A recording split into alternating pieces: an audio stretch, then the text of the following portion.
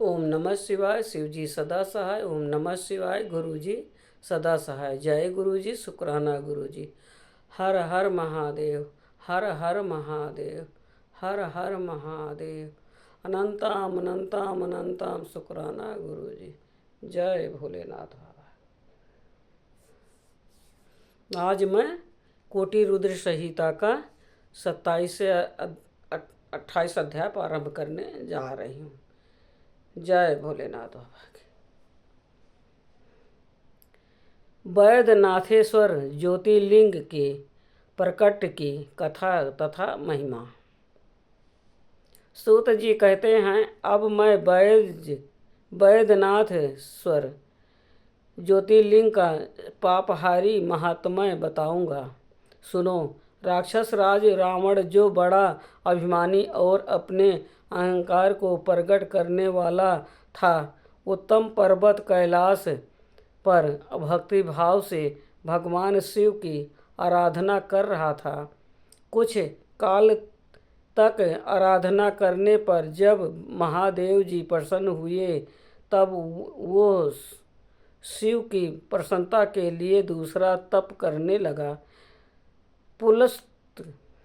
पुलुस्त कुल नंदन श्रीमान रावण ने सिद्धि के स्थानभूत हिमालय पर्वत से दक्षिण वृक्षों से भरे हुए वन में पृथ्वी पर एक बहुत बड़ा गड्ढा खोदकर उसमें अग्नि की स्थापना की और उसके पास ही भगवान शिव को स्थापित करके हवन आरंभ किया। ग्रीष्म ऋतु में वो 5 अग्नियों के बीच में बैठा था। वर्षा ऋतु में खुले मैदान में चबूतरे पर सोता और शीतकाल में जल के भीतर खड़ा रहता। इस तरह 3 प्रकार के उसकी तपस्या चलती थी। इस समय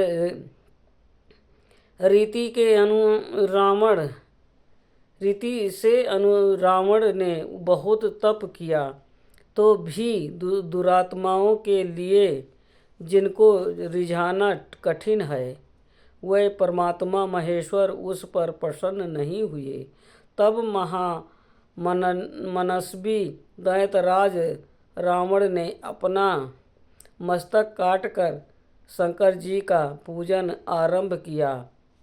विधि पूर्वक शिव जी की पूजा करके वो अपना एक एक सिर काटता और भगवान को समर्पित कर देता था। इस तरह उसने कर्मांशः अपने 9 सिर काट डाले।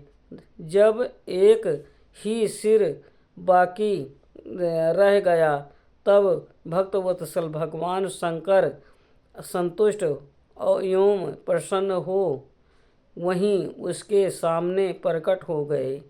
भगवान शिव ने उसके सभी मस्तकों को पूर्ववत निरोग करके उसे उसकी इच्छा के अनुसार अनुपम उत्तम बल प्रदान किया। भगवान शिव का कृपा प्रसाद पाकर राक्षस रावण ने नतमस्तक हो हाथ जोड़कर उनसे कहा, देवेश्वर प्रसन्न होइए, मैं आपको लंका में ले चलता हूँ। आप मेरे इस मनोरथ को सफल कीजिए, मैं आपकी शरण में आया हूँ। रावण के ऐसा कहने पर भगवान शंकर बड़े संकट में पड़ गए और अनमाने होकर बोले, राक्षसराज मेरी सरंभित बात सुनो। तुम मेरे इस उत्तम लिंग को भक्ति भाव से अपने घर को ले जाओ, परंतु जब तुम इसे कहीं भूमि पर रख दोगे, तब ये वहीं सुस्थिर हो जाएगा, इसमें संदेह नहीं है। अब तुम्हारी जैसी इच्छा हो वैसा करो। सूत जी कहते हैं, ब्राह्मणों, भगवान शंकर के ऐसा कहने पर राक्षसराज रावण बहुत अच्छा कहकर वो शिवलिंग साथ लेकर अपने घर की ओर चला, परंतु मार्ग में भगवान शिव की माया से उसे मूत्रोत्सर्ग की इच्छा हुई।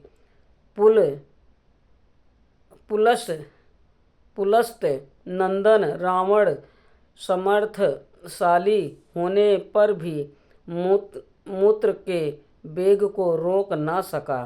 इसी समय वहाँ आसपास एक ग्वाले को देखकर उसने प्रार्थना पूर्वक वो शिवलिंग उनके हाथ में थमा दिया और स्वयं मूत्र त्याग के लिए बैठ गया। एक मुहूर्त बीतते बीतते वो ग्वाला उस शिवलिंग के भार से अत्यंत पीड़ित हो व्याकुल हो गया। तब उसने उसे पृथ्वी पर रख दिया। फिर तो वो हीरकमय शिवलिंग वहीं स्थित हो गया। वो दर्शन करने मात्र से संपूर्ण अभिष्टों को देने वाला और पाप राशि को हर लेने वाला है। मुने, वही शिवलिंग तीनों लोकों में वैद्य नाथेश्वर के नाम से प्रसिद्ध हुआ, जो सत्पुरुषों को भोग और मोक्ष देने वाला है। यह दिव्य उत्तम एवं श्रेष्ठ ज्योतिर्लिंग दर्शन और पूजन से भी समस्त पापों को हर लेता है और मोह की प्राप्ति कराता है। वो शिवलिंग जब संपूर्ण लोकों के हित के लिए वहीं स्थिर हो गया, तब रावण भगवान शिव का परम उत्तम वर पाकर अपने घर को चला गया। वहाँ जाकर उस महान असुर ने बड़े हर्ष के साथ अपनी प्रिय मंदोदरी को सारी बातें कह सुनाई। इंद्र आदि संपूर्ण देवताओं और निर्मल मुनियों ने जब ये समाचार सुना, तब वे परस्पर सलाह करके वहाँ आए। उन सब का मन भगवान शिव में लगा हुआ था। उन सब देवताओं ने उस समय वहाँ बड़ी प्रसन्नता के साथ शिव का विशेष पूजन किया। वहाँ भगवान शंकर का प्रत्यक्ष दर्शन करके देवताओं ने उस शिव लिंग की विधिवत स्थापना की और उसका वैद्यनाथ नाम रख कर उसकी वंदना और स्तमन करके वह स्वर्गलोक को चले गए। ऋषियों ने पूछा, सूत जी, जब यह शिवलिंग वहीं स्थित हो गया तथा रावण अपने घर को चला गया, तब वहाँ कौन सी घटना घटित हुई, ये आप बताइए। सूत जी ने कहा, ब्राह्मणों, भगवान शिव का परम उत्तम वर पाकर महान असुर रावण अपने घर को चला गया। वहाँ उसने अपने प्रिया से सब बातें कही और वो अत्यंत आनंद का अनुभव करने लगा। इधर इस समाचार को सुनकर देवता घबरा गए कि पता नहीं ये देवद्रोही महादुष्ट रावण भगवान के वरदान से बल पाकर क्या करेगा। उन्होंने नारद जी को भेजा। नारद जी ने जाकर रावण से कहा, तुम कैलाश पर्वत को उठाओ, तब पता लगेगा कि शिव जी का दिया हुआ वरदान कहाँ तक सफल हुआ।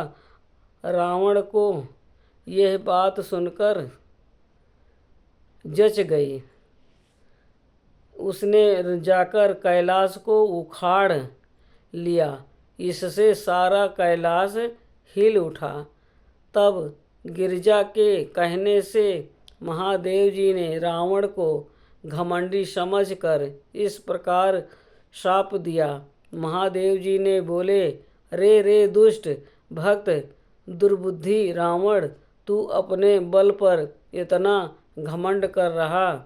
तेरी इन भुजाओं का घमंड चूर करने वाला वीर पुरुष शीघ्र ही इस जगत में अवतीर्ण होगा। सूत जी कहते हैं, इस प्रकार वहाँ जो घटना हुई उसे नारद जी ने सुना। रावण भी प्रसन्नचित्त हो जैसे आया था उसी तरह अपने घर को लौट गया। इस प्रकार मैंने वैद्यनाथेश्वर का महात्म्य बताया है।